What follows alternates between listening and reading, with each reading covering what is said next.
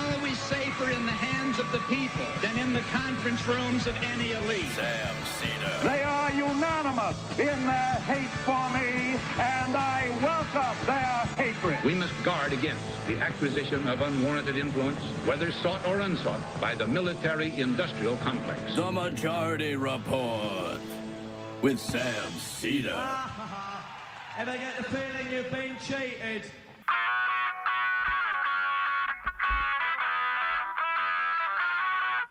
It is Wednesday, January 24th, 2024. My name is Sam Seder. This is the 5-time award-winning Majority Report. We are broadcasting live steps from the industrially ravaged Gowanus Canal in the heartland of America, downtown Brooklyn, USA. On the program today, KJ Boyle, research assistant with the Revolving Door Project, comparing Trump and Biden's labor records.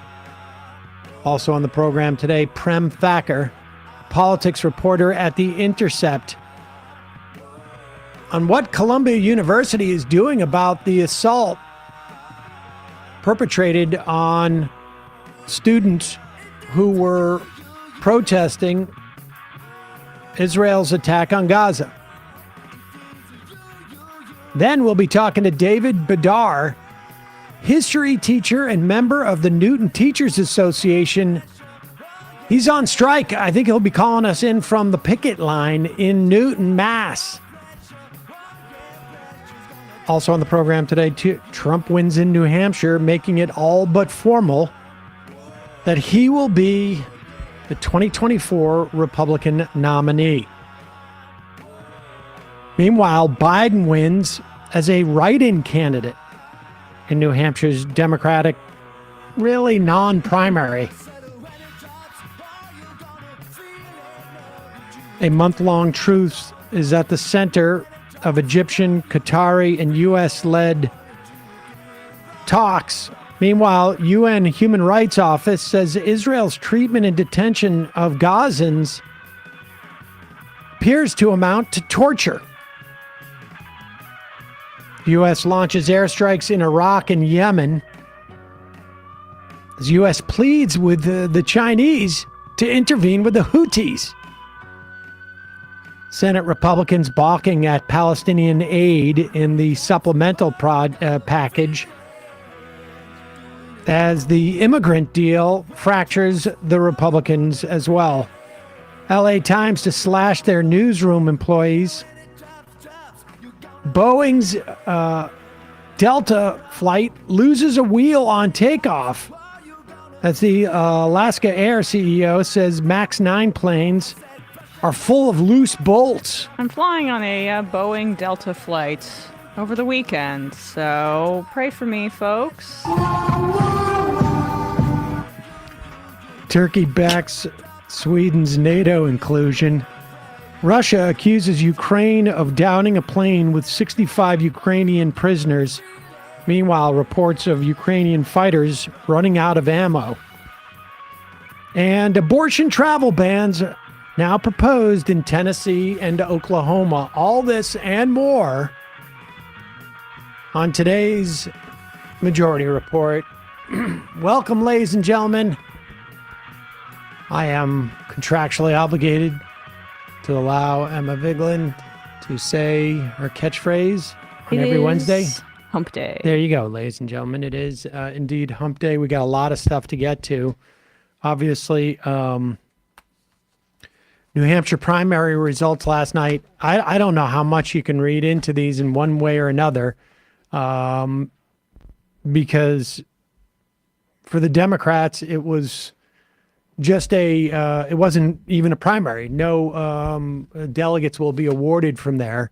So it freed up a lot of people to sign up to run in the Republican Party.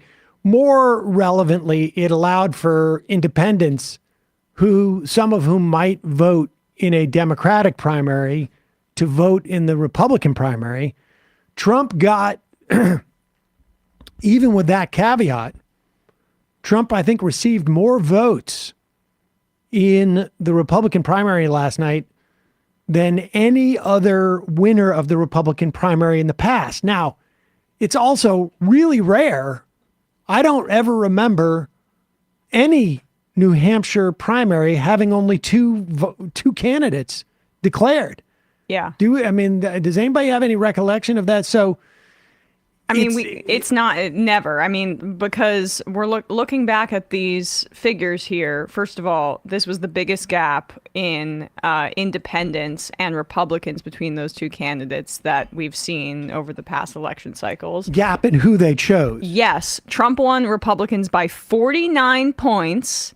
Nikki Haley won independents by 22 points. And it was high turnout, around, I think, 300,000 people turned out. Very high turnout for the Republicans. But that split between independents and Republican voters is by far the highest we've seen in a long period of time. But it's hard to assess that because you don't know how many of those independent voters would normally have voted in a Democratic primary. Exactly. Because if you're going to the polls, you're a New Hampshire person that cares about voting, and you're an unaffiliated voter, right? There's two ballots you can pick. You can pick a Republican one or a Democratic one. And the Democratic one was not going to make a difference. It was symbolic. So you're going to pick the Republican one, right? And if you hate Trump, you'll vote Nikki Haley. She was set up with, and by the way, Sununu, the governor of New Hampshire, was campaigning for her this whole time. Like, not a religious state, college-educated state. This was the perfect opportunity for her to actually win a state. And this means she won't win any. I don't think she'll win any states. She won't win any states. The real question, though, is how long she'll stay in the race. Here is Donald Trump. Oh, I should say, well, here is Nikki Haley in her concession speech. She's spinning it. And she's spinning. The real question is just a flesh wound speech. How long is she going to stay in the race? Monty Python. Because this is the thing to think about here. She probably is one of the few also-rans, as it were, in this Republican primary who is not anticipating a job in the Trump administration. She must realize that he's not going to pick her for vice president. And certainly she's had a run in the administration. And then the question becomes, well, how much tolerance? What's the agenda of her backers? If she cannot win in this election, she seems to be able to maybe hurt Donald Trump in the general just by existing. Because here she was last night. But listen, do we have that last line where we hear her audience members? Yeah, this is going to make it. This is the part that is interesting to me.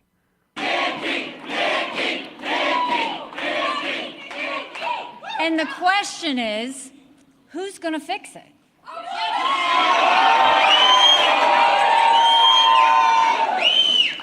With Donald Trump, Republicans have lost almost every competitive election. We lost the Senate. We lost the House. We lost the White House. We lost in 2018. We lost in 2020. And we lost in 2022. The worst kept secret in politics is how badly the Democrats want to run against Donald Trump. They know Trump is the only Republican in the country who Joe Biden can defeat. Okay. And that's true. The idea that you have Republican, I have every reason to believe that most of the people in that room are Republicans, right? They're obviously anti-Trump Republicans. But just that you have someone around there who is in the Republican Party who is forcing some Republicans to yell that Trump is a loser, I think that to the extent that anything can hurt Donald Trump, I think that's the type of thing that hurts Donald Trump. And then the only other thing that can hurt Donald Trump is Donald Trump. And this speech from Donald Trump that came very shortly after that, very different from the Iowa speech. And, Tim Scott's doing his best Chris Christie. Without a doubt. And this speech was weird for a couple reasons. One, Trump brought up Vivek like within minutes of this speech to do. He said, "Timing." He's giving us a lot of money. You got only 1 minute to introduce him to rap or something like that. He's waiting in the wings. He brought him up to like just kiss Trump's ring, and I think it was like his way. My guess is that the sale was like, Vivek speaks to the kids, and also he's not white. He's a great salesman. Yeah. And so you want him on national television because this is the sort of the launch of the general campaign. Well, they're hoping that's the case. Well, that's the theory, anyways. They operate under that theory. Let's leave with the guy who only went down in the polls. We'll bring Vivek out there, and but he's only got a minute. And this is and Vivek is doing this because he wants to run for something, I think, in Ohio. And he wants Trump to come and campaign for him. And so this is what's going on here. But listen to Trump. This is not what his campaign would have wanted him to do as like the opening salvo of his general campaign. Because this is the type of thing that turns off those sort of like semi-low information, like semi-involved voter who doesn't feel comfortable with how rude Trump is. Go ahead. And we won by 21 points, and it was great. And today, I have to tell you, it was very interesting because I said, wow, what a great victory. But then somebody ran up to the stage all dressed up nicely when it was at 7. But now I just walked up and it's at 14. But she ran up when it was 7. And, we have to do what's good for our party. And she was up and I said, wow, she's doing like a speech like she won. She didn't win, she lost. And, last week we had a little bit of a problem. And if you remember, Ron was very upset because she ran up and she pretended she won Iowa. And I looked around, I said, didn't she come in third? Yeah, she came in third. And then I looked at the polls. She was talking about most winnability, who's going to win, and I had one put up. I don't know if you see it, but I have one put up. We've won almost every single poll in the last 3 months against crooked Joe Biden, almost every poll. And she doesn't win those polls. And she doesn't win those. This is not your typical victory speech, but let's not have somebody take a victory when she had a very bad night. She had a very bad night. And you have the now very unpopular governor of this state. This guy, he's got to be on something. I've never seen anybody with energy. Taking drugs. He's like hopscotch. And what? I'm He's watching this implying guy that he's on like taking what coke. What does hopscotch mean? He's hopped up. He's hopped up. Hopscotch. Yeah, he's hopped up on drugs. Everyone knows that. Never thought I'd hear Trump say Studio the word 54, you're playing hopscotch. Yeah. Hopscotching. As I sniff. I mean, hey, no shame, but this is the beginning of the speech, and this is the type Fight of them thing on the beaches. that the Biden campaign is praying for and needs, because they're hoping that Trump, agitated, is going to remind people, in part, why they didn't want Trump before. And you have to remember, just statistically speaking, more of Trump's voters have passed away, honestly. from COVID. Well, old age. COVID and old age, just statistically speaking, than theoretically Biden ones. And so this is what the Biden campaign wants. Whether they're right or not, I'll be able to tell you in 11 months, but 10 months, I guess. But as to whether Nikki Haley stays in the race, it really is just a question of what is the agenda of the donors. Yes. Do they want to, are there Republican donors who think, if this hurts Donald Trump in the general election to keep Nikki Haley in until Super Tuesday, maybe they'll fund her to do it? Because if she thinks that she's not going to get anywhere anyways until 2028, this might be in her best interest. I think so. And it's a really unique situation this year because for some reason, Iowa and New Hampshire are way ahead of South Carolina.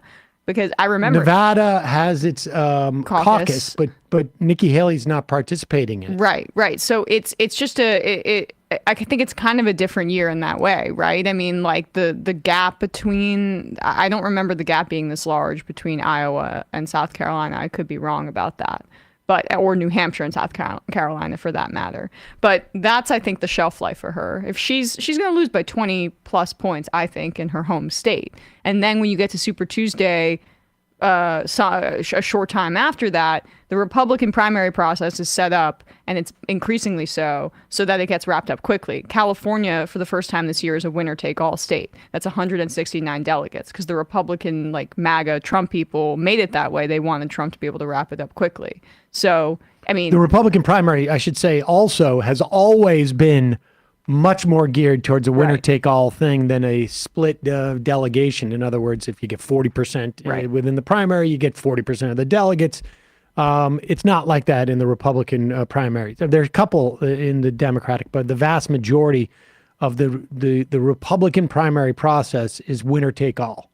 Right, So, and even more so this year, point being. So, like, her window is just a few weeks, and then we're starting to wrap up the Nikki Haley experience.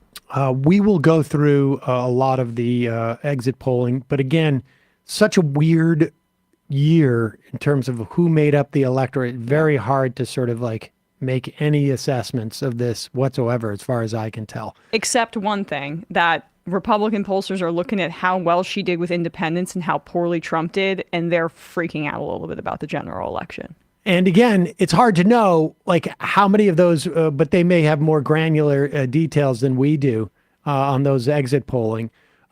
We should also say Biden won, but his name had to be written in. He was not participating in this primary because it was not an official. There will be no delegates awarded, but he still won in a big fashion relative to the other write-ins. The only thing that I'm interested in the New Hampshire one is that there's something like 20,000, maybe 13,000 write-ins that have not been counted, 7,000 that just seem to be sort of other. Now, I've seen accountings of the write-ins like with candidates who have had 29 write-ins. So it's possible, I don't know what the New Hampshire rules are, but it's possible that ceasefire is in a lot of those 7,000 ballots, but they don't count it because it's not a person, maybe? I don't know, but we'll keep our eyes open for that. I hope a reporter gets their hands on how many ceasefire write-ins there were. That would be interesting to hear from. In a moment, we're going to be talking to KJ Boyle. We got a lot of people today that we're speaking to. But first, a couple of words from our sponsor. This time of year, we're at the beginning of the year. People are trying to revamp their eating habits. If you have resolved to sit down and eat dinner with your family around the table, what do you do those nights when your schedule is packed? In other words, like, what do I do every night?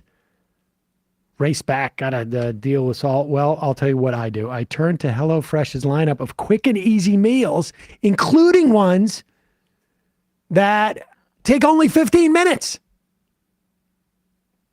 It is designed to minimize mealtime stress, and it works quite well for me. I will tell you that right now. I occasionally will make, like longer taking meals, but they've got a green salsa beef taco. It's like a taco night type of situation. 15 minutes to make. Healthy, delicious.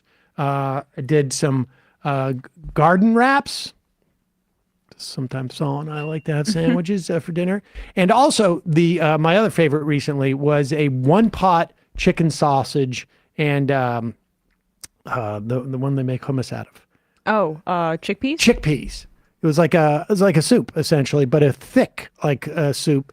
And I think that took closer like 25 minutes, but if it's cooking, I don't have to deal with it. Right. It doesn't, it's cooking time anyways. But look, go to HelloFresh.com/majority free, use the code majority free, and you will get free breakfast for life. In other words, one breakfast item per box while your subscription is active, because they get a bunch of other stuff too. They don't just have dinners; they have other meals, and they also have like a marketplace where you can buy other stuff. Each HelloFresh box is packed with farm fresh ingredients. Everything arrives pre-proportioned right to your doorstep for less hassle, less wasted food, less expensive than ordering in. Sometimes less expensive than even shopping yourself, because particularly in New York City, where it's a little bit pricey, but also you do not waste any food, which is what I love. Go to HelloFresh.com/majorityfree. Use the code majorityfree for free breakfast for life. One breakfast item per box while your subscription is active. That's free breakfast for life at HelloFresh.com/majorityfree with code majorityfree. Also, our other sponsor for today, back coming out of the COVID stuff, I basically let my beard grow. Said I don't want to promote like the subscription service razor that we had. We were looking around for a new razor. I found it. I shave it here and I shave it here. This is, of course, the Henson Shaver. Henson Shaving is a family-owned aerospace parts manufacturer, made parts for the International Space Station and the Mars rover, and now they are bringing the precision engineering to your face. Well, I guess theoretically also could be your legs or your underarms or wherever you shave. Here's the bottom line. Razor blades are like diving boards, and the more distance there is between the shaver and the razor blade, the more it wobbles, the more it will cut you, the more it will scrape you and give you nicks. So a bad shave is not a blade problem. It turns out it is a razor blade distance problem. Henson Shaving uses computer numerical grade machines, and they make metal razors that extend just 0.0013 inches, less than the thickness of a human hair, from the razor. And so you get a vibration-free shave. It's a great shave. It's the best shave I've ever had. And they also, made these convenient like little channels here for the, to get rid of the shaving cream, so you don't have to bang it on the thing. And here's the point, and you can only say this about a Canadian company. Henson Shaving wants to be the best razor, not necessarily the best razor business. So the point is, there's no subscriptions, no obsolescence, no proprietary anything. You buy this razor once. It's a beautiful razor. It will last you the rest of your life. And then after that, it takes about $3 to $5 per year in blades, because it uses the standard dual-edged blades. Gives you that old school feeling with new school tech. Once you own a Henson razor, $3 to $5 a year, except for right now, they will give you a year's worth of blades free. So it's time to say no to subscriptions and yes to a razor that's going to last you a lifetime. They have other models too. And I have a black one as well. Yeah. They're really great. They're beautiful. I can't believe how much money you save just by having that kind of It's thing. true, and it's a better razor. Yeah. HensonShaving.com/majority. Pick the razor for you. Use the code majority. You'll get 2 years worth of blades free with your razor. Just make sure to add them to your cart. You got to move them into your cart, and then you get them for free. That's 100 free blades when you go to Henson, HENSON, shaving, SHAVING.com/majority. Use the code majority. We will put a link in the podcast and YouTube descriptions for both our sponsors today. I'm going to take a quick break. When we come back, we'll be talking to KJ Boyle, research assistant with the Revolving Door Project.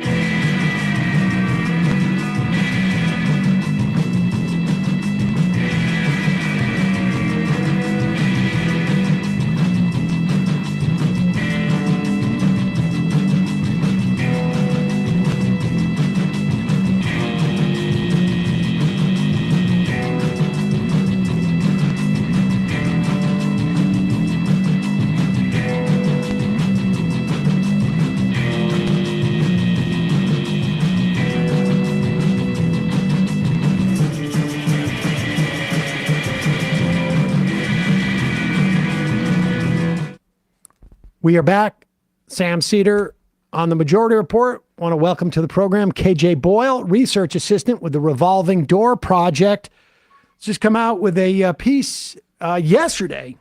Donald Trump is no friend to the working class. It's no contest. Biden administration labor policies have been dramatically better for ordinary Americans than those of his predecessor. KJ, welcome to the program. Hey, thanks for having me. So let's talk about this. I mean, there's interesting sort of labor news that has come out in the past couple of days. Sean Fain calling for a 2028 general strike. Over the past year, public sector unionization rates have basically been stable, but private sector unionization rates have gone up, not dramatically, but they're going up, which is a relatively new phenomena we have seen really in the past, 30 or 40 years. There's a great piece out today, I think, in Bloomberg News, I think it was, had written a piece about Sean Fain with a moment where he was in the White House with Joe Biden. And Biden thought that Fain was going to come in and be very complimentary and this and that. And Fain basically said, like, you're not doing enough. And apparently Biden was a little put off and this and that. But we still saw Biden come out and essentially walk the picket line to the extent that he can with Sean Fain. Aside from that dynamic, which is important, we can go back to that, but let's look at sort of like the material difference it is when you have a Democratic administration, and I would say particularly this one, certainly better than the Obama administration, without a doubt, versus a Republican administration. And I feel like Donald Trump was relatively like typical for a Republican administration in terms of like their labor. But where do you start in terms of making that assessment?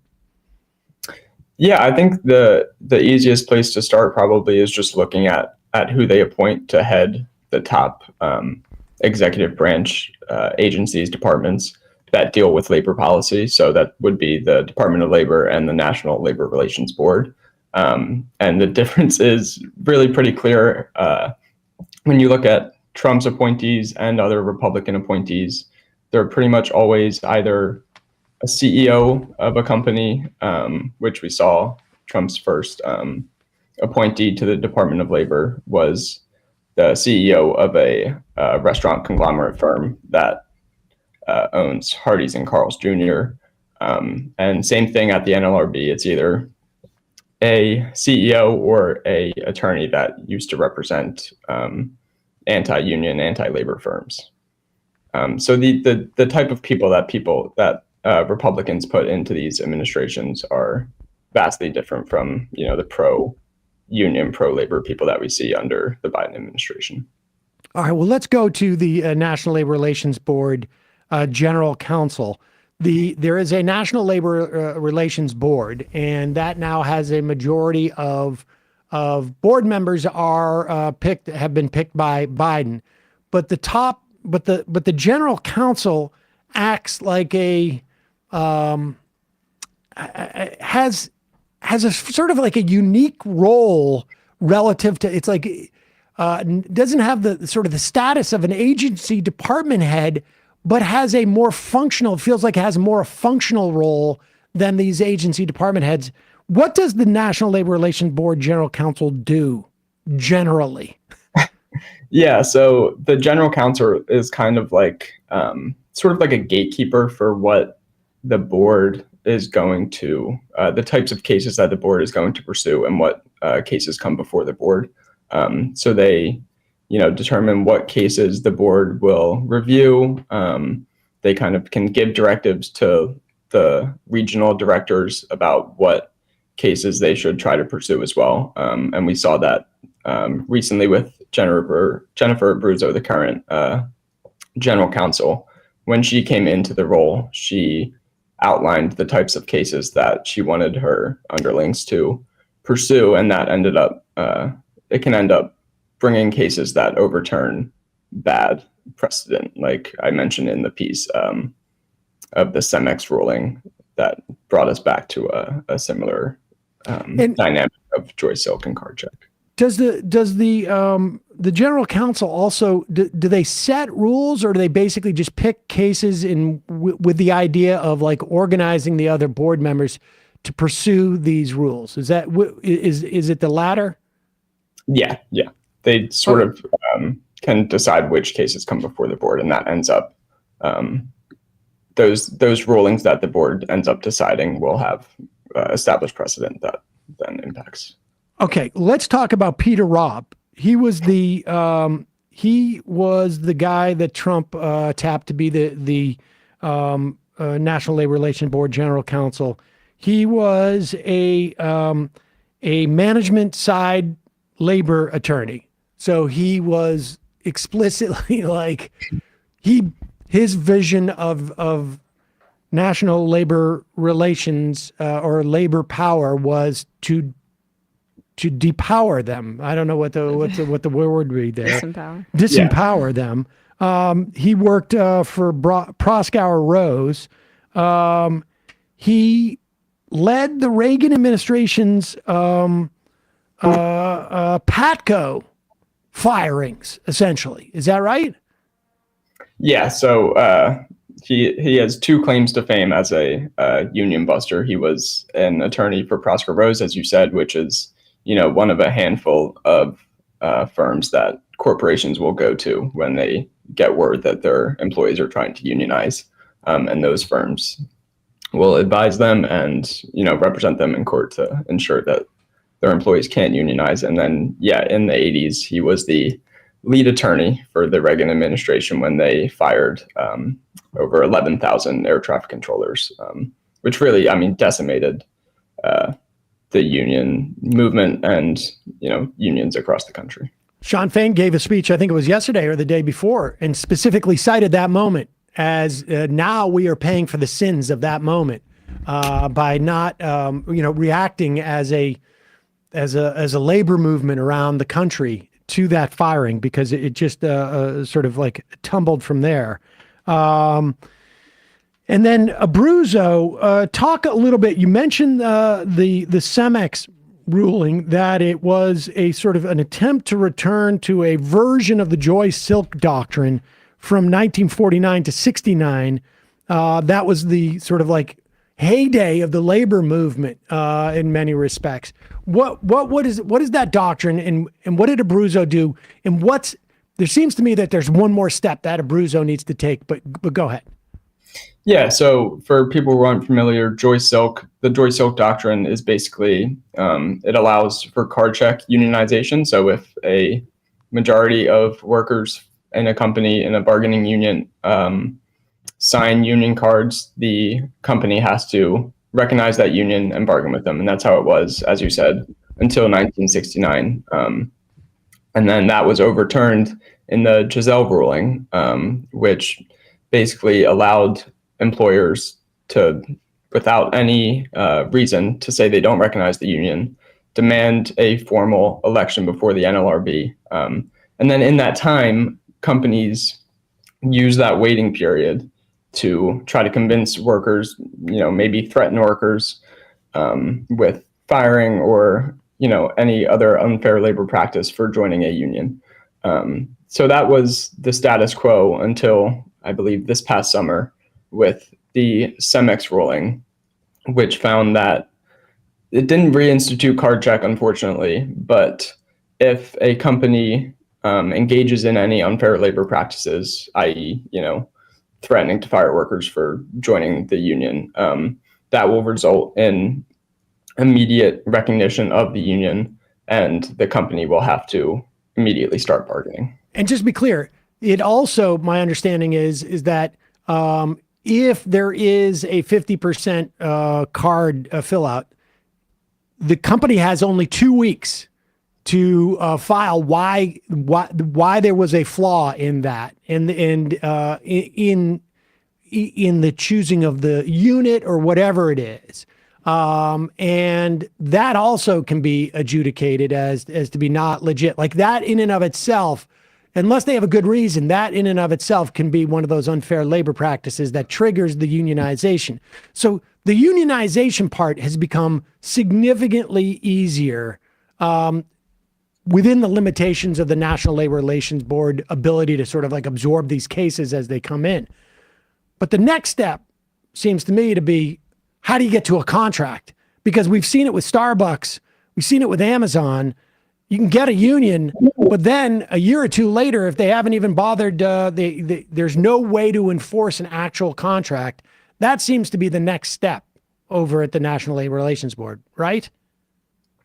Yeah, I mean, obviously that's a big issue, and the board, does have some power to ensure that people are bargaining in good faith, and as you mentioned, that good faith standard is a function, or was a function under Joy Silk as well, that they couldn't challenge the union without a good faith doubt that it was legitimate. But yeah, hopefully that is something that we would like to see the administration pursue further to ensure that unions, once they do actually get that vote, that corporations have to bargain in good faith as well. All right. So the next sort of like a tranche, as it were, of appointees is the Department of Labor. The Department of Labor does stuff like they come out with a ruling this year, I think it was, that basically included millions more people into overtime rules, and also has come out with rulings as to essentially what amounts to wage theft, or misclassification of workers. Instead of them being contractors, they're actually employees. That means that they're eligible for Social Security and other benefits. Who did Trump appointed like 4 different people, didn't he? Yeah, he had 3 appointees. The first one, Anthony Pudzer, who I mentioned in the beginning, he did not make it. He used to be a CEO of the company that owns Hardee's and Carl's Jr. His nomination failed because, for a series of scandals, he had employed an undocumented housekeeper. He had numerous domestic violence accusations. That company outsourced jobs to the Philippines.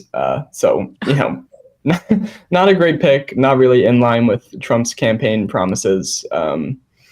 And after that fell through, he nominated Alexander Acosta, who served for a few years. He's the one who made the very lenient plea on the Epstein deal. Yep. Yes, infamous for that plea deal. And then it was Eugene Scalia, Antonin Scalia's son. Yes, Antonin Scalia's son, former big law attorney who repped, as a litany of horrible corporations, including Boeing, Walmart, SeaWorld, when their whale trainers were killed by the whales because they didn't have proper protections. He protected SeaWorld against those accusations. Scalia, another one who basically was in on all of these sort of like labor and health and safety fights, arguing to weaken them or to skirt around them, essentially. Marty Walsh was the first Secretary of Labor, and he had been a union president of a local construction union in Boston. And then went on to be mayor of Boston. But tell us a little bit about Julie Su, who is the acting labor secretary, and she's only going to be the acting labor secretary, but she's going to be in there forever. It feels like now. Yeah, I believe the administration has put her up for nomination again, but yeah, it seems unlikely that will go through, so she can remain as acting, basically indefinitely. So Sue has been a much better labor secretary, in my opinion, compared to Walsh. I think agreed. There were a lot of critiques of Walsh. The DOL under his leadership was really like slow rolling, getting these rules out, and that regulatory process takes a long time as it is. The DOL has to propose a rule, then issue a notice of a rule, propose the rule, receive comments before finally issuing that. And under Walsh, it took a while for those rules to even give notice of those rules. So under Julie Su, who was the labor commissioner and labor secretary in California, and also represented Thai garment workers in Los Angeles when they were trafficked and working in horrible slave conditions. Under her leadership, they've been much more aggressive in pushing these rules out and making sure they get out in a timely fashion so that they can be in effect quicker.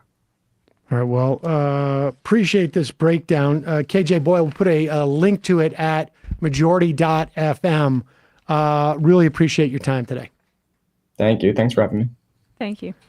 Okay, folks, we're going to take a quick break. When we come back, we're going to be talking to Prem Thakker, politics reporter at The Intercept, about the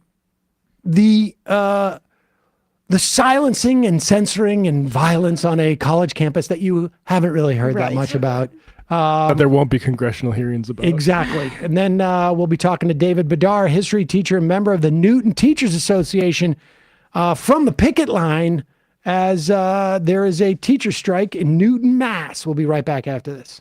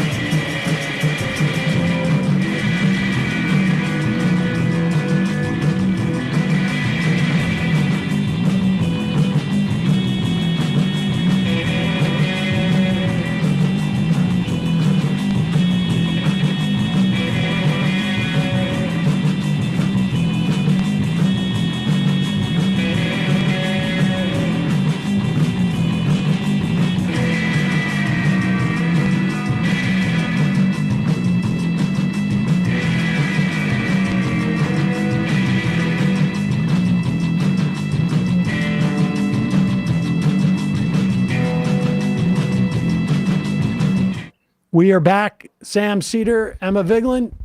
On the Majority Report, want to welcome to the program Prem Thakker, politics reporter at The Intercept.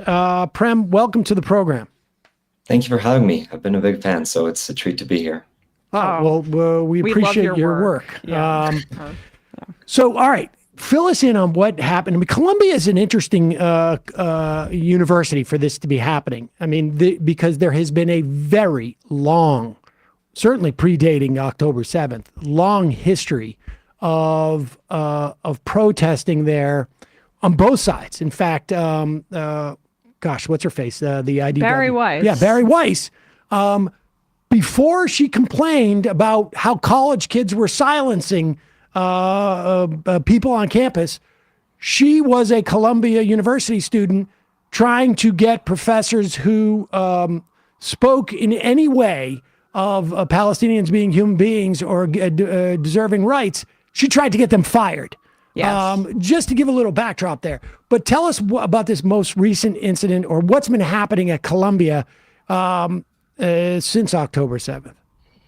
Yeah, so to your point, of course, Columbia as a campus is no stranger to student activism, dating back for decades, back to 1968 and so on.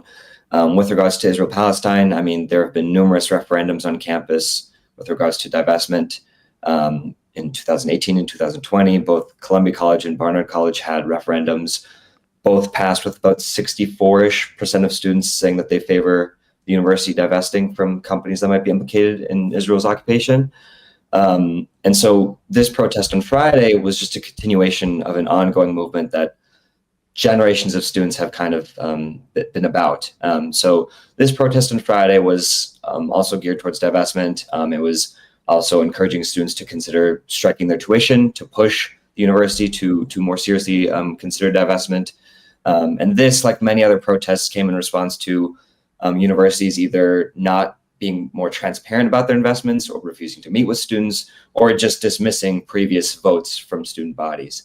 So that was the context of this protest. There were faculty members there that were talking about, different university faculty members in Gaza that have been killed by Israeli forces.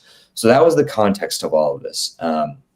There were student groups from all sorts of places. There's now a coalition of 90-something student groups because last semester Columbia suspended the Students for Justice in Palestine and Jewish Voice for Peace student groups because of an unauthorized event that what the universities that's what they called it. So now these can I stop you there? Was there a precedent for this unauthorized event thing? Like, I find it really hard to believe that every group in the history of Columbia University who have had protests had their protest authorized. It's just, you hear like groups like Palestinians for Justice or Jews for Peace doesn't sound like the type of groups that you got to be worried about in terms of revoking their charter. Yeah, so this is something else that I've been covering throughout. This is not just at Columbia, but at schools across the country, and certainly not just Ivy League schools, certainly, where there are certain policies on the books with regards to how students gather, how students organize, how long they can stay in buildings, all sorts of provisions like that generally have not been sort of used to sort of police or manage how students gather. But they are being used much more with regards to students concerned with what's going on in Gaza. And that's been the case in minor ways, for years, but particularly in the past 3 months because of just this groundswell upswing of student activism across the country. Universities are being much more nitpicky about how they choose to use and not use certain policies. So there might be standing rules that are on the books, but they haven't been used to this extent. One example is there's been numerous sit-ins across the country at all sorts of college campuses, and a lot of students at those campuses have noted to me that sure, technically we are violating X, Y, and Z rule, but the consequences that they face are ones that have not been faced by other students who might be, for instance, burning couches after a big football game or just being rowdy or being publicly drunk, which, no shade, whatever. But these are things that are not met with such harsh consequences, whereas these students, especially ones that have done sit-ins, are facing even criminal charges brought by their own institutions that they pay to go to and learn from.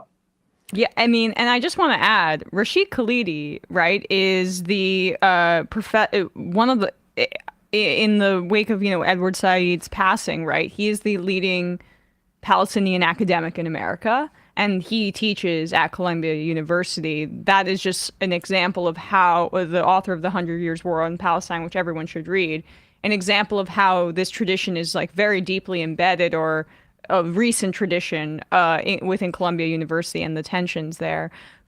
Have you, in your reporting outside of just Columbia, documented and seen some of the ways that these pro-Palestinian students are being doxxed, being harassed by folks who right-wing groups at Harvard University, where they were putting out LED screens with the pro-Palestinian students' faces and things like that?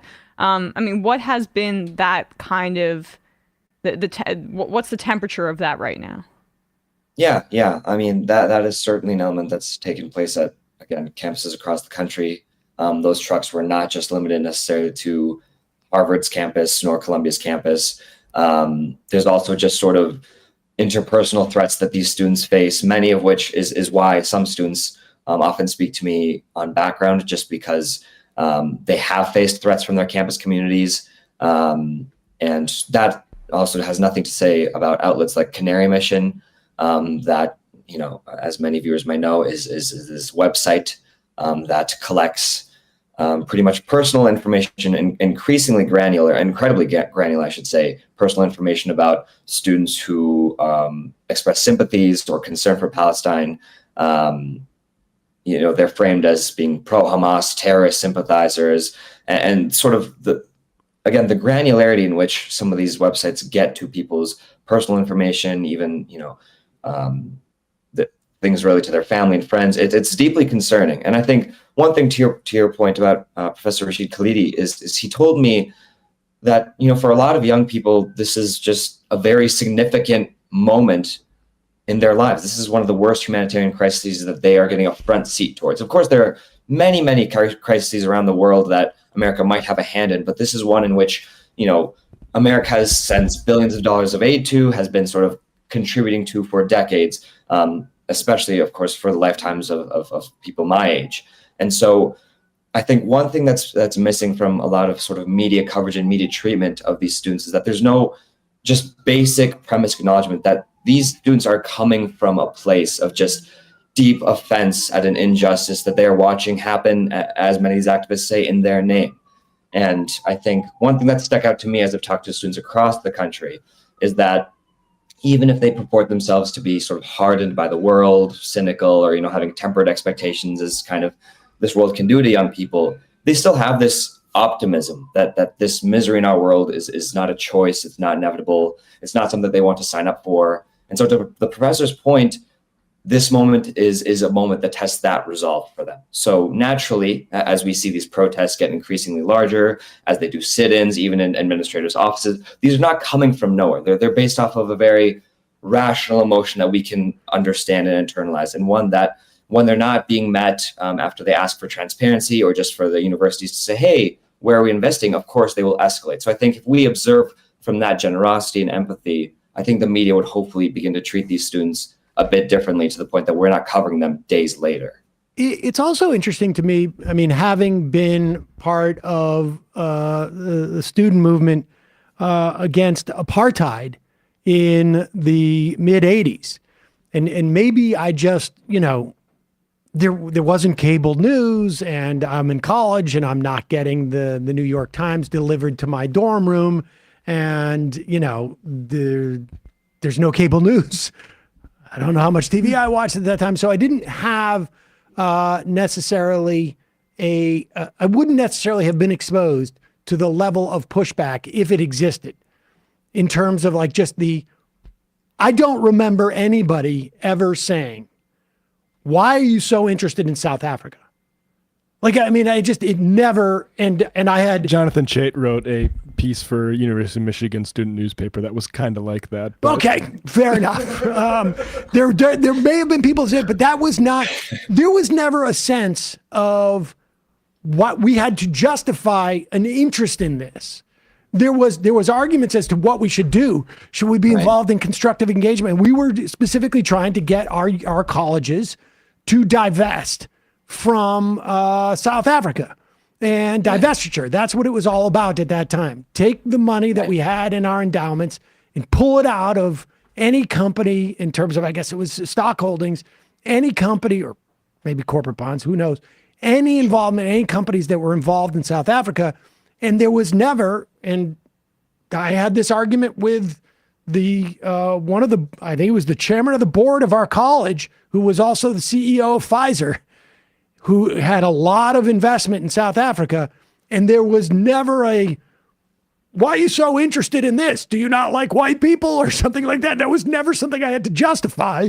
And I had no connection to South Africa. I mean, none. And that part is, I think, like a very interesting dynamic that we don't generally see.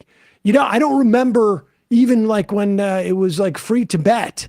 I don't remember people having to justify, like, why are you so interested in Tibet? Well, I mean, I think the point is just South Africa, you know, that wasn't the top recipient of our military aid, right? I mean, we had even less reason, theoretically, to be invested in that. Exactly. And we still didn't hear any, you know, that type of thing. So, but all right, with all that said, let's talk about this latest incident on Columbia University, because this isn't just a question of the university being sort of hostile to the protests. It's like there seemed to be, at least their knee-jerk reaction is to protect people who are now arguably assaulting, allegedly, the protesters. Yeah. Tell us what happened. So, as many people might already know, at this protest, there were allegedly two individuals who were sort of fading into the crowd, making themselves part of this crowd. But at some points, they were very much not. They were confronting some Jewish students who had a banner that had CU Jews for Ceasefire, Columbia University Jews for Ceasefire on it. And these individuals called them traitors, self-hating Jews, you know, and the like. And they were calling other students, Palestinian and non-Palestinian students, terrorist sympathizers, and so on and so forth. filming them, confronting them, approaching them, just kind of harassing them throughout the protest. And these same individuals were allegedly the same ones who then sprayed these students with some, at this time, non-confirmed chemical. Students allege that they think it's some form of skunk. And for those who don't know, skunk is this chemical that's sort of notorious for very intense, severe effects. I think it was the Israeli newspaper Haaretz that wrote, I have the quote here, "Skunk is liable to cause physical harm, such as intense nausea, vomiting, and skin rashes, in addition to any injury resulting from the powerful force of the spray. Examinations by police and army medical teams in the past have also indicated that the excessive coughing caused by exposure can result in suffocation." And that's one of numerous accounts from different outlets like BBC and so forth that have described the dangers of this chemical. Students think it's some form of it. It's not confirmed yet. What I will say is, and I've seen medical records of students that have visited the hospital since, there were numerous individuals that had to go to either medical care, urgent care, the campus health center, or an off-campus hospital to get treatment for anything from nausea to staying headaches to stomach and chest pain to pain in their abdomen, all sorts of symptoms that are naturally very concerning. So we don't know the exact chemical yet. We do know that numerous students felt pretty darn bad after being exposed to it. So after this, the university's first response, after, again, there were viral tweets about this was not some sort of mystery. The first response was, I believe, late Sunday night, when the Department of Public Safety, so not from the administration itself, the Department of Public Safety sent out a very late notice on Instagram and I believe by email as well, saying that there was a troubling incident. They were working with authorities. Not much detail beyond that, a very short message. The next morning, the provost sent an email that was much more vague in general, sort of reiterating campus policy about protests, reiterating that, some of those policies include not causing bodily harm, but no more details beyond that. And then, while we were writing the story, we reached out to the university, of course, and one of the series of questions I asked was about their response, how they're navigating the fact that students, of course, feel very unsafe on campus at the moment, and along with a few other questions. And the response they gave to us was pretty much saying that the protest was an unauthorized event, and they kind of left it at that. They didn't really answer too much about other questions. And so, of course, we reported that in our story. And an hour later, within an hour later, I'm not sure the exact timestamp, the provost sent a follow-up email, finally explicitly acknowledging both the incident in more clear terms, exactly that they were working with authorities, including the NYPD, who's taking the lead on this, and that the perpetrators were banned from campus and that they were being investigated for possible hate crimes. So that was a much bigger escalation than the previous statements that both we got and that were given to the campus community. And remember, this was over 2 to 3 day span. The protest was Friday. Late Sunday night was when the Department of Public Safety issued that statement. Wow. So that's a lot of hours. A lot of hours. And I'm unclear. Have they identified the two people who are at least accused of allegedly using this skunk spray? Yes. So I'm waiting for the university to get back to me on officially confirming that identification. Presumably, since they were banned from campus, that would mean yes. And of course, again, this investigation is ongoing. So before we make any definitive claims on who was or was not involved, we should wait for that confirmation. And that's something, of course, I'll keep an eye on as well. But in terms of the individuals themselves, so this is actually an interesting detail. They have been allegedly banned, and I'm waiting for clarification from the university on this as well, because some students have reported, and I've heard from some sources that these students have been seen on campus. And Columbia actually does have an open campus, so it is a bit of a challenge to sort of monitor that. One thing that the university can do is sort of disable their university ID cards. But the issue, or a hair here, is just that a student has reported that one of the alleged perpetrators was seen in a lounge that you can only access with university ID. So whether or not this ban is in place or how it's being monitored is still up in the air. And of course, I'll monitor that and we'll report on if if I hear back or find any confirmation. But that's the state right now of the perpetrators. And so at least one of them may be a Columbia student. Is that it? Is that what I'm understanding? Yes. And I also heard early reports that they had some relation to the IDF, or is that just sort of like loose talk, as it were? Yeah, I mean, it's not loose talk insofar as if these alleged perpetrators are indeed the ones, it's not loose ties, it's that they had served. There's even one CBS interview with one of the alleged perpetrators in the aftermath of the Hamas attack on October 7th, where he's, naturally, of course, very emotional about the attack and saying how he wants to go back again and sort of support the cause. So again, it is all pending on if it is confirmed that these two are the individuals, but they certainly wouldn't be loose ties. Okay. And to be clear, just about everybody who does not have a religious exemption in Israel serves in the IDF.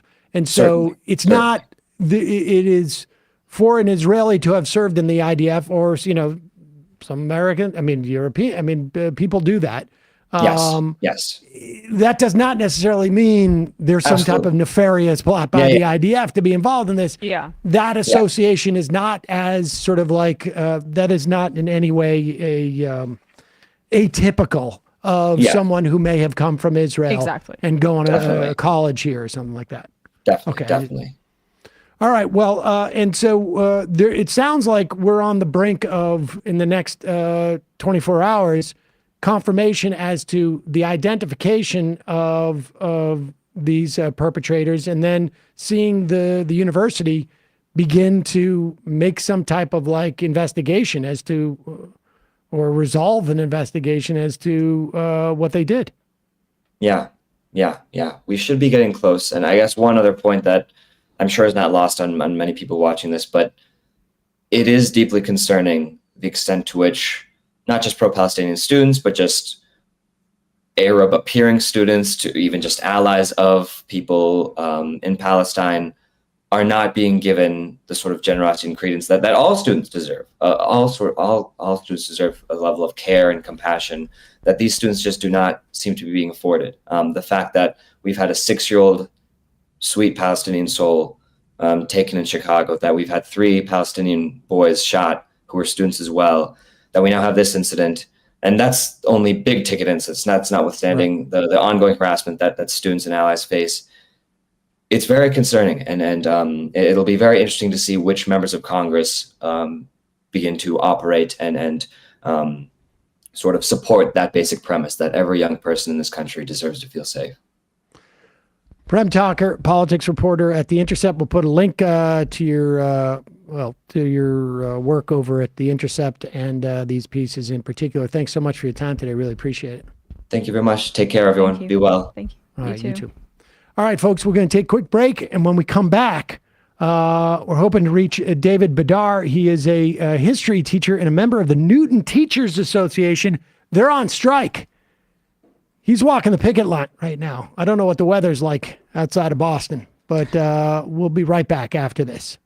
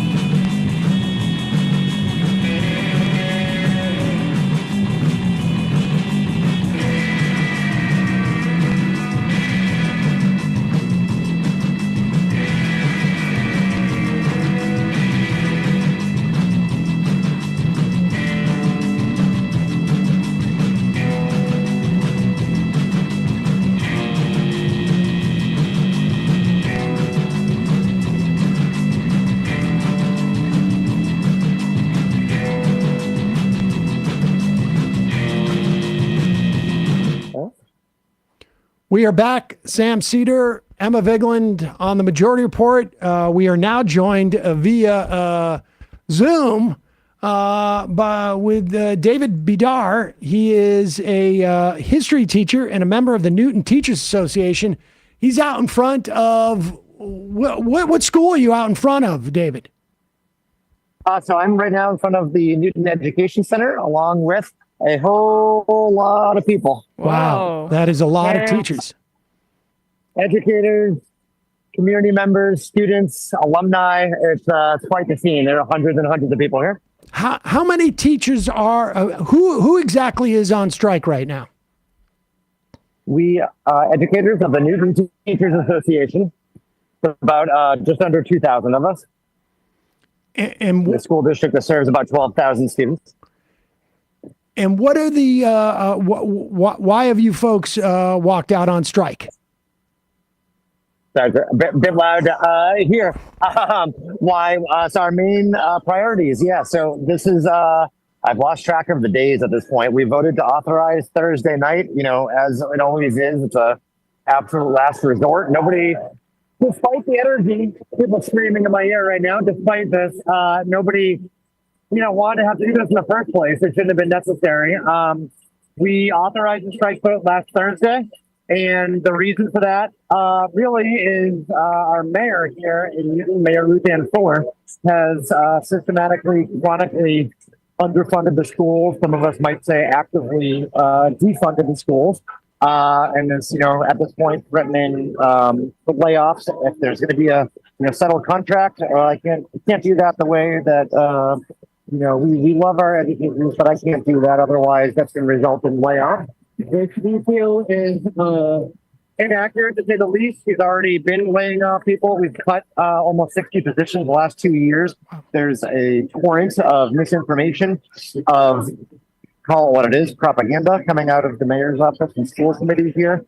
And we are fighting for things that are eminently reasonable. We're looking for our Unit 3 members, so behavioral therapists, instructional aides. We're looking for them to be paid a living wage. Folks at the bottom, sorry, loud here so you can't hear. I'm happy to take up the headphones in a sec if you want to hear the crowd. Ayanna Presley, representative.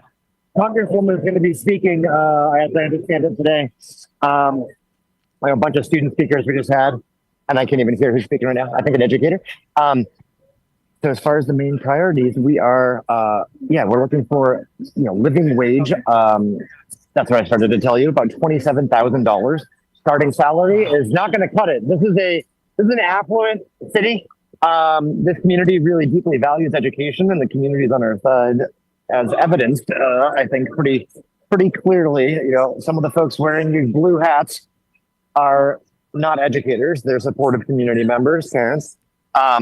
So we're looking for Unit C, living wage. We're looking for mental health support for our students. In particular, looking for social workers to be put at all the elementary schools in Newton. We are looking for reasonable cost of living adjustments that are, going to keep us competitive and able to attract and retain really top-notch educators, along with being at least consistent with, sorry, big cheers again. Also, just to keep pace or try to keep pace with inflation. We're not asking, 8%. We're asking for something reasonable.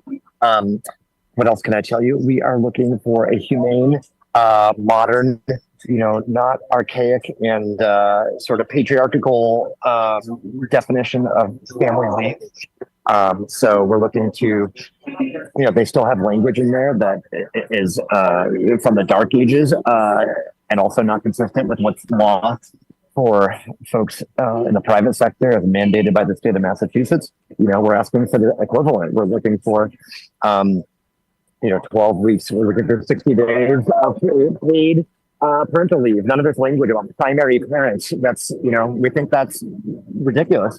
And really, really out of date. And those are just, I would say, 4 or so of the major proposals that are not only on the table, but they have been on the table. They've been our priorities for now 16 months. We've been, bargaining or trying to bargain since October of 2022. Wow. So the fact that even just now, the fact that we're just now getting them to talk about things on the margins and not actually dig into the meat of anything tells us that, you know, they're not serious about actually negotiating. What they're trying to do, it seems pretty apparent to most people in the community here, is, you know, wait us out, war of attrition, try to, you know, starve our union with awful fines, the likes of which the state of Massachusetts has never seen before. And, you know, we've been pretty consistent about that. You know, good luck. It's not going to work. There's absolutely zero chance. Keep your headphones in, because that's doing a good job. We can't really, it doesn't sound too loud to us. We can obviously see everybody behind there. There's a lot of support from the community. Yeah. And, you know, I'll try to give you a sense. Years ago, I spoke to Barbara Maglione, who was a former head of the Massachusetts Teachers Union. I don't know if it was the same union as of which you're local, but there was at that time like a big push to sort of push for social justice unionism. And I wonder if in the course of those 19 months building up, do you have a sense as to how much the union began to reach out to the community to drive that kind of support that we're seeing from all the members of the community there? Yeah, sorry. So the question was, when did the sort of mobilization start taking place? I guess the question is like, you know, what was the union doing to get such support from the community in the buildup to going on strike? Sure. Sorry, it's hard to hear on my end. So, yeah, a variety of things. One of the big ones that I and several other folks were involved with was kind of joining with some of the Newton parents. Yeah, we sort of very organically, grassroots, formed what is now called the Parent Educator Collaborative. Some people call it the PEC, the PEC. I thought it was going to be PEC. People call it the PEC. But it's a collaborative that is really a pretty awesome model, and I have friends, you know, educators in other districts that want to apply this to their districts. You know, hopefully not for this situation, because hopefully, you know, all my friends can avoid this where they teach and have, you know, city leadership that is more competent, I guess, than ours currently. But people with the instruments here quite loud. But you know, so that was a major thing, was working with parents locally. We have been very transparent throughout the process, you know, laying out, look, this is what we're looking for. This is what our bargaining proposals have been, continue to be. Give you a quick sense. That was a big moment there. Attempt to multitask here. You're doing great. You know, we've actively solicited parent support, as well as, I wonder if this is Diana Presley. Somebody's getting a really big ovation here. Yeah, as I said, we've been very transparent, publishing, you know, our priorities. Just this past weekend, you know, people are asking, well, so where are the differences? What are the actual discrepancies in terms of the dollar amount? So we published all that stuff. You know, it's been very, very open, very clear. We've had silent observers. I did it once myself the other day to get a sense of how it was in the you know, in the room. Doesn't seem like, again, there's particularly a lot of goodwill or desire to take this seriously on the other side. But yeah, as far as mobilization, yeah, thank you. Likewise.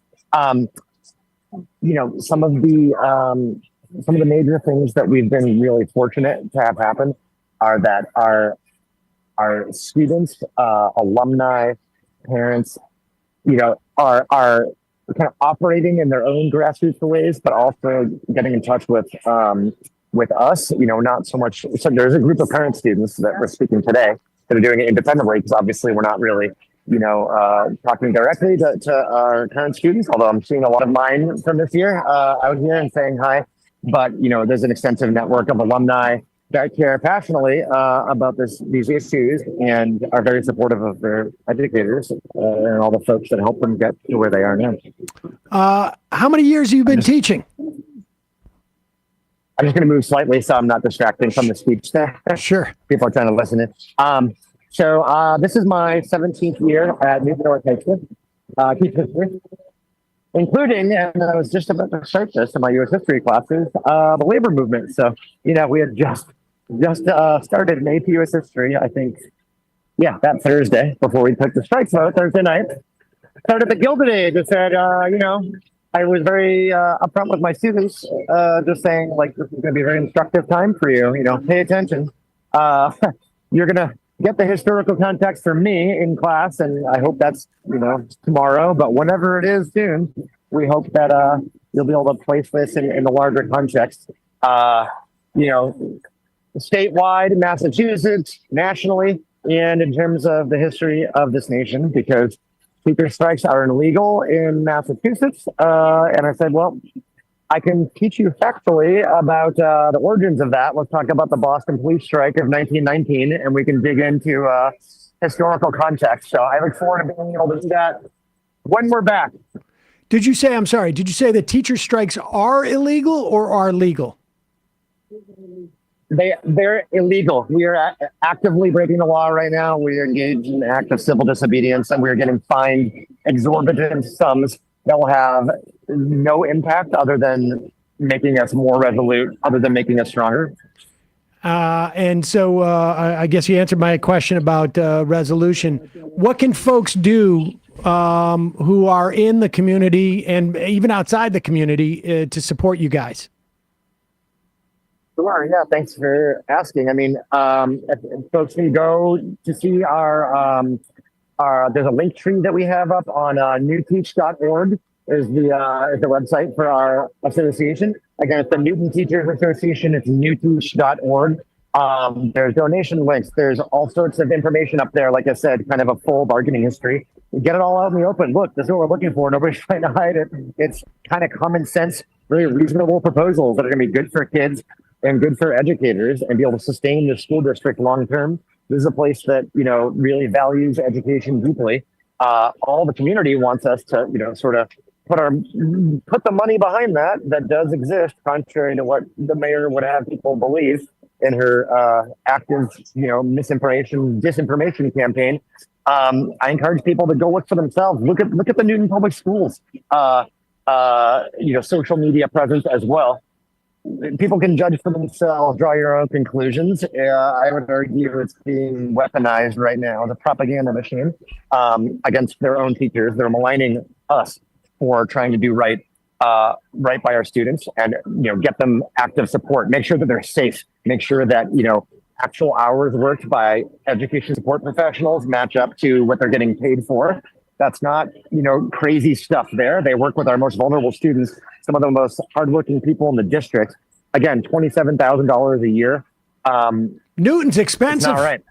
Newton's expensive. I know that. It sure is. It sure is. All right. Well, most of us can't afford to live here. We will. Are you guys going to be on the picket lines at the different schools over the next coming days? Is that the plan?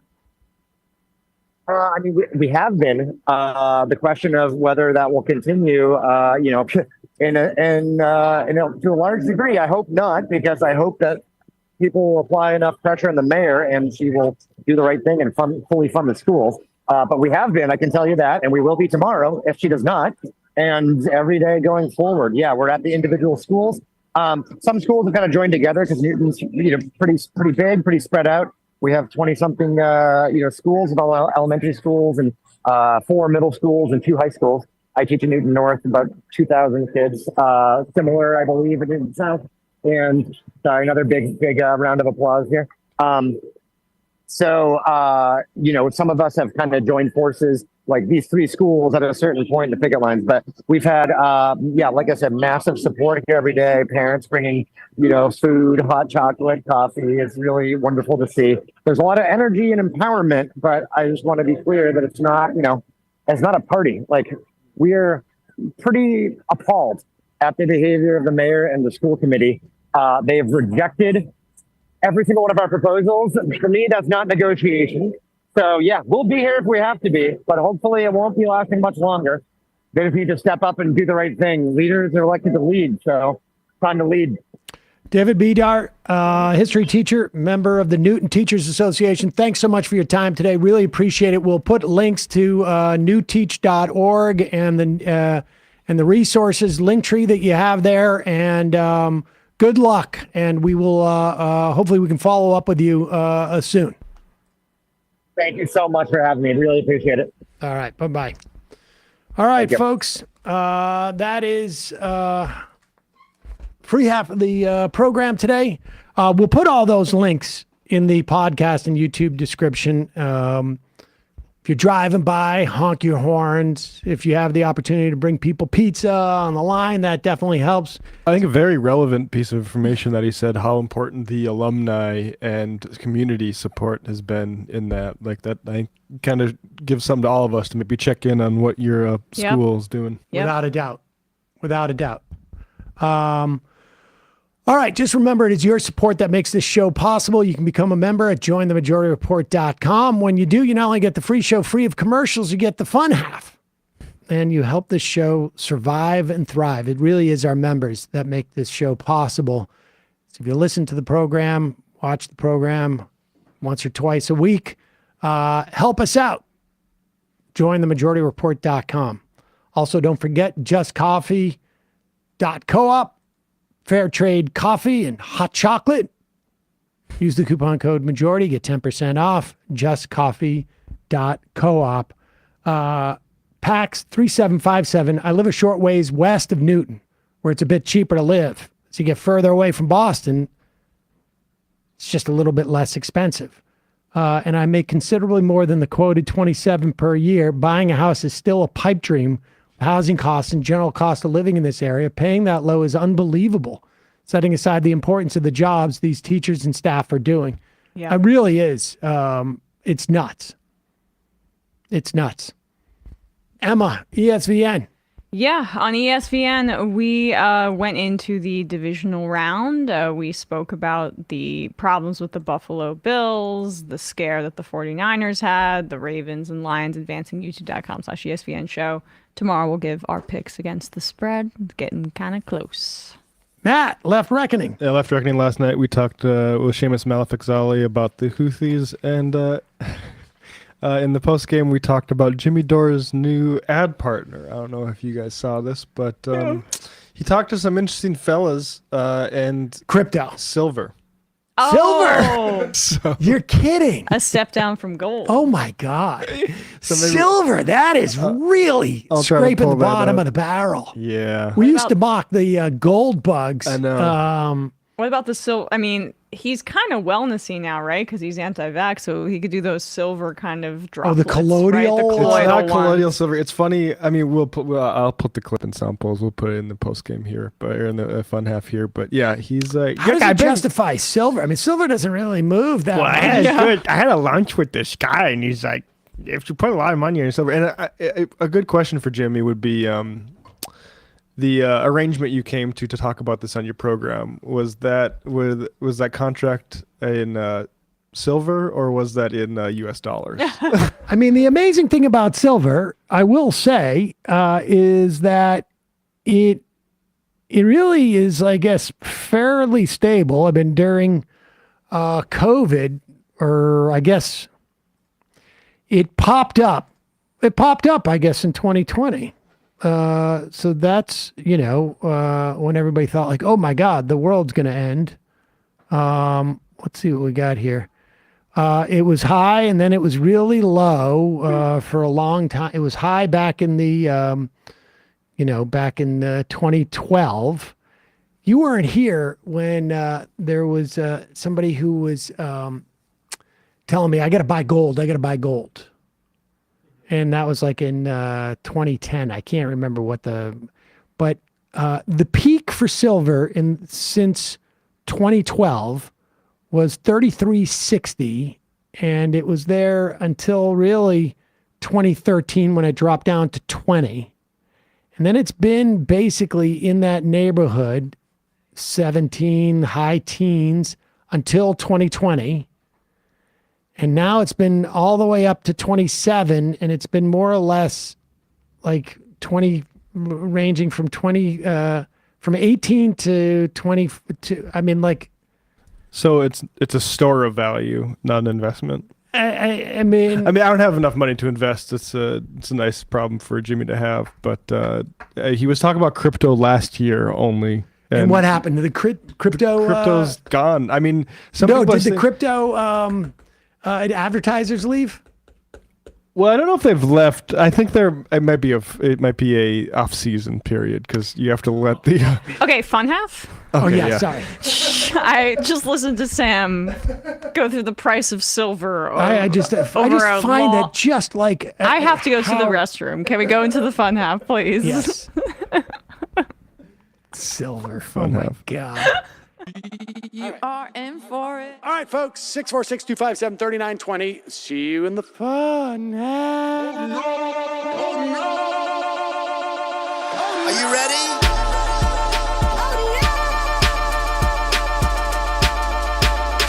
Who sent us this? Alpha males are back. Boy is back. And the alpha males are back. Just as delicious as you could imagine. The alpha males are back.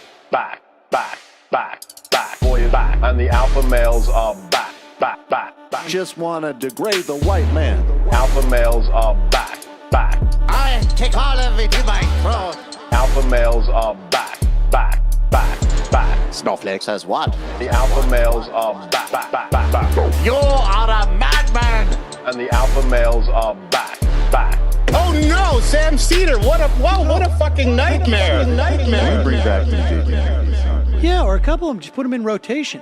DJ Danner. Well, the problem with those is they're like 45 seconds long, so I don't know if they're enough of a break. That's fucking nonsense. You see white people doing drugs, they look worse than normal white people, and all white people look disgusting. And the alpha males, psych, fuck them. Snowflake says what?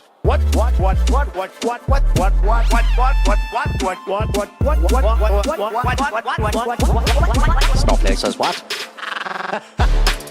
A hell of a lot of bank. A hell of a lot of bank. A hell of a lot of bank. Okay, I'm making stupid money. Hell of a lot of bank. A hell of a lot of bank. All lives matter. Have you tried doing an impression on a college campus? I think that there's no reason why reasonable people across the divide can't all agree with this. Psych. And the alpha males are back. And the Africans are black African. And the alpha males are black. And the Africans are back. When you see Donald Trump out there, doesn't a little part of you think that America deserves to be taken over by jihadists? Keep it at 100. Can't knock the hustle. Come on, fuck them.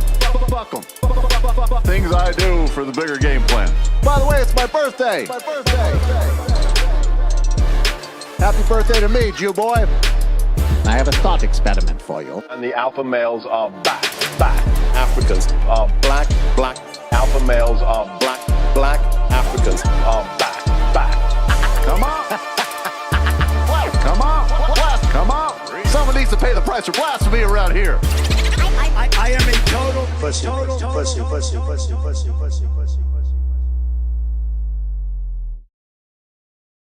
Back. Oh my God. Matt from Alberta. My favorite show this year was when Sam talked about silver for a very long time. Best of show is going to be hard choices this year already.